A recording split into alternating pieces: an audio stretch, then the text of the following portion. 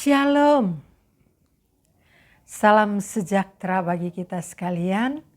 Puji nama Tuhan, oleh karena kasih dan anugerah Tuhan di tengah-tengah kehidupan kita semua, sehingga kita ada saat ini untuk memuji, mengagungkan kebesaran nama Tuhan. Baiklah, kita akan mendengarkan firman Tuhan dan akan merenungkannya bersama-sama. Kita berdoa. Mulia nama Bapa di sorga, Tuhan semesta alam yang kami kenal di dalam nama Tuhan Yesus. Bapa yang empunya kerajaan sorga, Bapa Tritunggal, Anak dan Roh Kudus. Segala puji hormat dan sembah hanya kepada Bapa di sorga. Bapa yang tidak pernah meninggalkan kasih setianya kepada manusia yang selalu berpengharapan. Terpujilah nama Bapa. Kami akan mendengarkan firman Tuhan. Pimpin hati dan pikiran kami Bapa. Sucikan, kuduskan agar layak di hadapan Bapa. Berfirmanlah ya Bapa, karena kami telah sedia untuk mendengarkan dan merenungkan. Berbahagialah orang yang lapar dan haus akan kebenaran, karena mereka akan dipuaskan. Atas nama Bapa, Anak, dan Roh Kudus. Amin.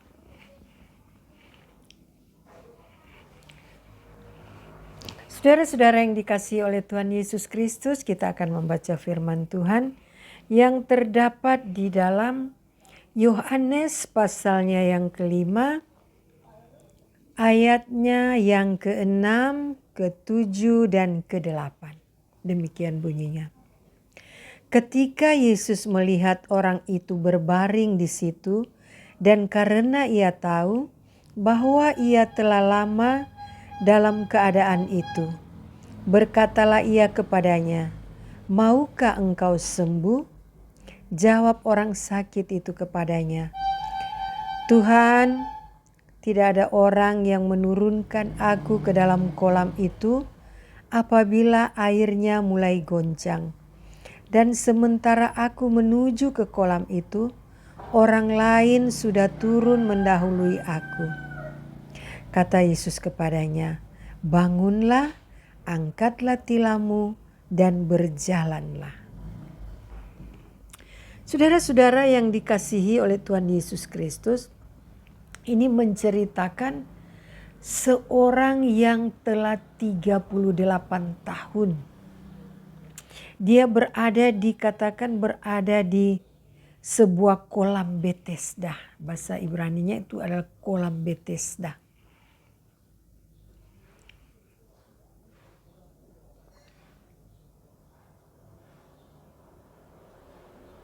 Dikatakan bahwa di Yerusalem dekat pintu gerbang domba ada sebuah kolam yang dalam bahasa Ibrani disebut Betesda. Dan orang ini saudara berada di serambi-serambi bilik-bilik kolam Betesda. Dan di situ dikatakan terdapat 5 serambinya. Jadi saudara, di dalam serambi-serambi itu banyak orang-orang sakit. Termasuk orang yang ini saudara yang sudah 38 tahun lamanya ia sakit.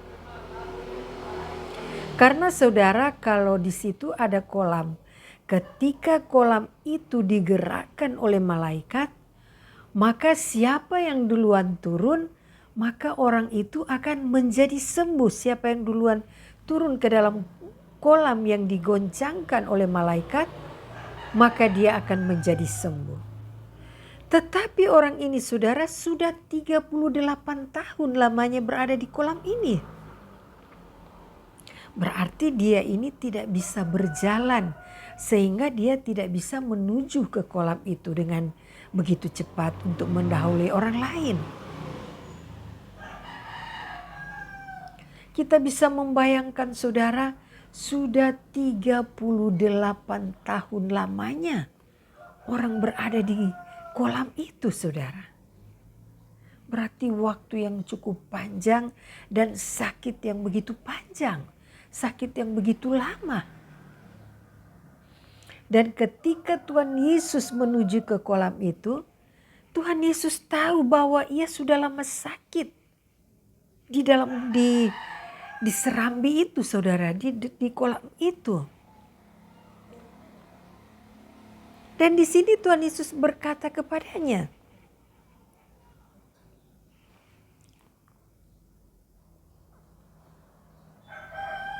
Tuhan Yesus berkata kepada, maukah engkau sembuh?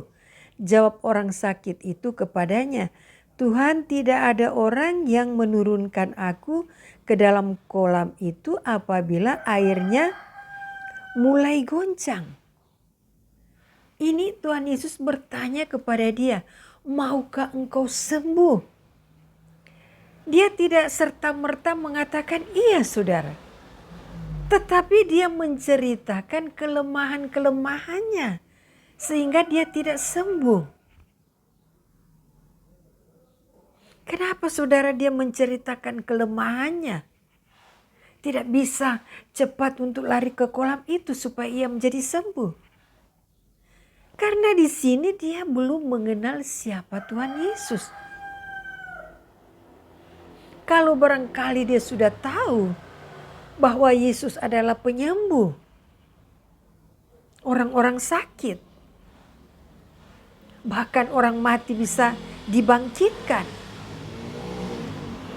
Tetapi orang ini tidak mengetahui dan tidak mengenal Tuhan Yesus.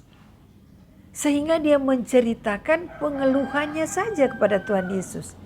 Tidak langsung, iya Tuhan, iya saya ingin sembuh. Tetapi menceritakan ketidakberdayaannya.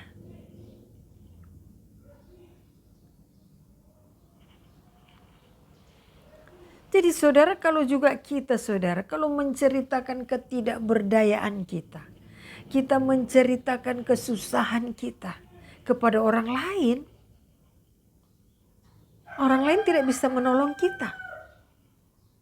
Kalau ada orang yang senang, mungkin dia bisa akan memberikan solusi-solusi.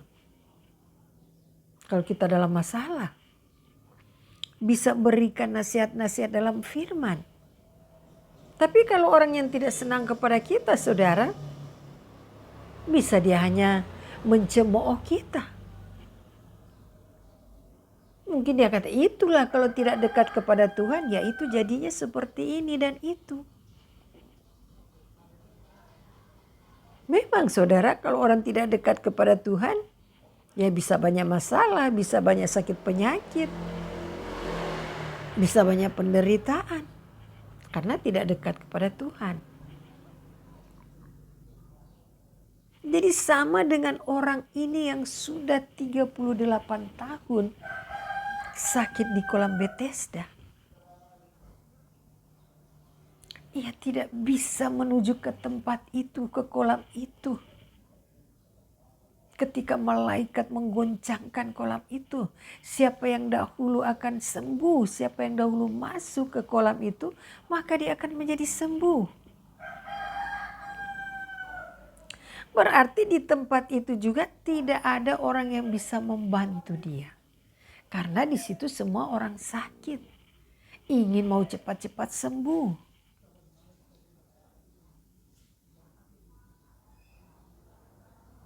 Sehingga orang ini selama 38 tahun dalam keadaan sakit. Dan ketika Tuhan Yesus datang pun bukan dia langsung mengatakan, iya Tuhan, iya saya akan sembuh. Kalau dia belum mengenal Tuhan mungkin dia bilang, iya saya ingin sembuh. Tapi karena dia tidak tahu apakah Tuhan, apakah yang datang ini bercerita kepadanya hanya untuk bertanya, ataukah ingin menolong suatu waktu ada goncangan air kolam dan bisa menurunkan.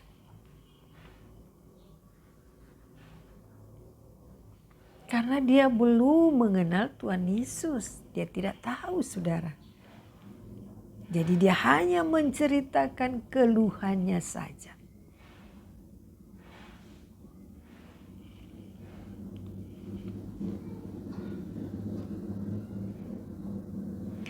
Jawab orang sakit itu kepadanya, Tuhan, tidak ada orang yang menurunkan aku ke dalam kolam itu apabila airnya mulai goncang. Dan sementara aku menuju ke kolam itu, orang lain sudah turun mendahului aku. Kata Yesus kepadanya, bangunlah, angkatlah tilammu dan berjalanlah. Itu kata Tuhan Yesus kepadanya. Angkatlah tilammu dan berjalanlah.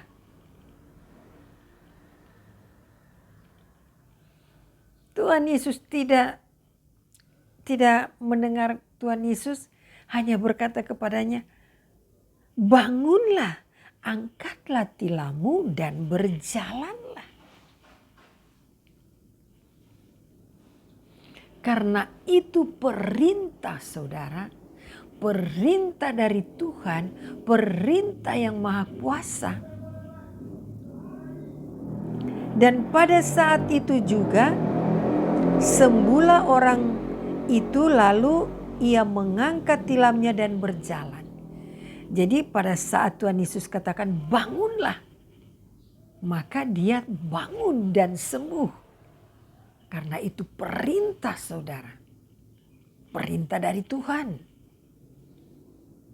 Kalau Tuhan sudah memerintahkan dengan kekuasaannya, dengan ketuhanannya,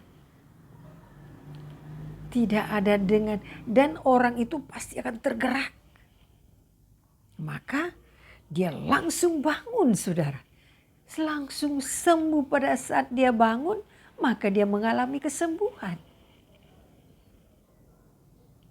Glory haleluya, karena itu adalah perintah yang maha kuasa.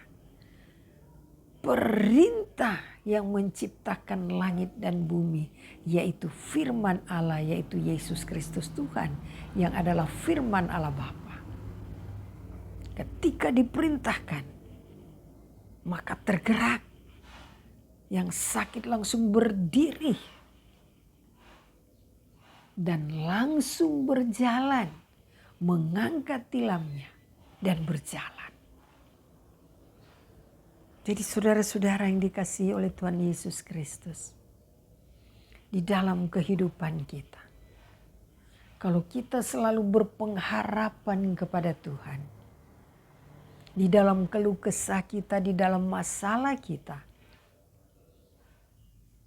maka Tuhan katakan, saudara, di dalam Matius pasalnya yang ke-7 ayatnya yang ke-7 dikatakan, mintalah maka akan diberi, carilah maka akan mendapat, ketoklah maka pintu akan dibukakan bagimu. Jadi ketika kita berpengharapan kepada Tuhan, maka kita akan mengetok pintu, maka kita akan dibukakan. Maka kita akan meminta, maka akan diberi.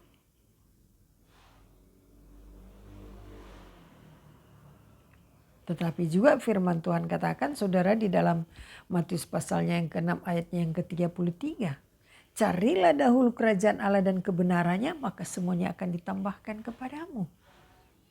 Jadi orang juga harus cari dulu kebenaran Allah. Maka apapun yang kita minta, maka Tuhan akan memberikannya kepada kita. Jadi saudara, orang yang kita baca tadi ini, saudara, di dalam firman Tuhan, yang sudah 38 tahun, dia tidak mengenal Tuhan Yesus. Tetapi Tuhan mengenal dia. Yang sudah 38 tahun sakit. Maka Tuhan menjumpai dia. Karena di sini Tuhan katakan begini, saudara. Kalau kita lihat di sini dikatakan,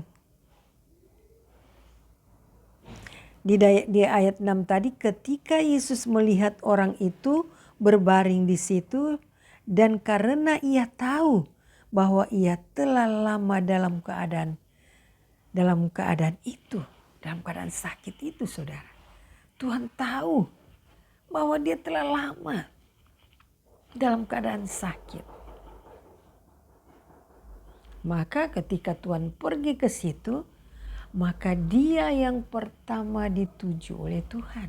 Karena Tuhan tahu bahwa dia sudah lama sakit. Jadi ketika Tuhan Yesus berkunjung ke kolam Bethesda itu, maka yang dia datangi adalah orang yang sudah lama sakit itu. Jadi untuk menyatakan kemuliaan-kemuliaan Tuhan. Maka Tuhan menyembuhkan dia. Jadi saudara, untuk menyatakan kemuliaan-kemuliaan Tuhan di muka bumi ini, supaya orang percaya kepada Yesus Kristus, maka keajaiban-keajaiban Tuhan lakukan di dalam dunia ini, saudara. Menyembuhkan orang sakit, lumpuh,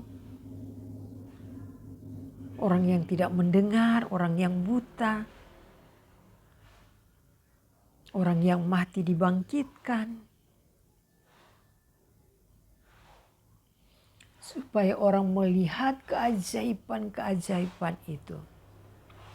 Maka manusia percaya kepada Yesus Kristus Tuhan. Di zaman itu, saudara, Tuhan memperlihatkan keajaiban-keajaiban, mujizat-mujizat. Supaya orang percaya kepada Yesus Kristus Tuhan. Namun sekarang, saudara, kita sangat berbahagia. Kita tinggal menikmati firman-Nya. Tetapi juga firman Tuhan katakan, firman itu ya dan amin. Keajaiban-keajaiban firman Tuhan, keajaiban-keajaiban Tuhan di zaman itu, mujizat-mujizat masih ada sampai Tuhan Yesus datang yang kedua kali. Itu tetap ada, saudara. Kalau kita meyakini, kita percayai, itu tetap ada. Walaupun itu terjadi, itu sudah 2020 tahun yang lalu. Dan semenjak itu keajaiban, mujizat sampai saat ini. Tuhan nyatakan kepada orang-orang percaya. Melalui firman-Nya yang kita percayai, melalui firman-Nya yang kita baca, melalui firman-Nya yang kita dengar. Maka mujizat-mujizat dan keajaiban-keajaiban itu akan terjadi bagi orang-orang percaya. Tuhan Yesus memberkati kita semua yang mendengarkan firman Tuhan dan melakukannya di tengah-tengah kehidupannya. Glory, haleluya. Amin. Kita berdoa. Bapa di sorga, jadikan firman yang kami dengar berakar, berdasar di dalam kasih, dan menjadi garam dan terang di tengah-tengah kehidupan kami. Glory, haleluya. Dalam nama Tuhan Yesus Kristus, atas nama Bapa, Anak, dan Roh Kudus. Amin.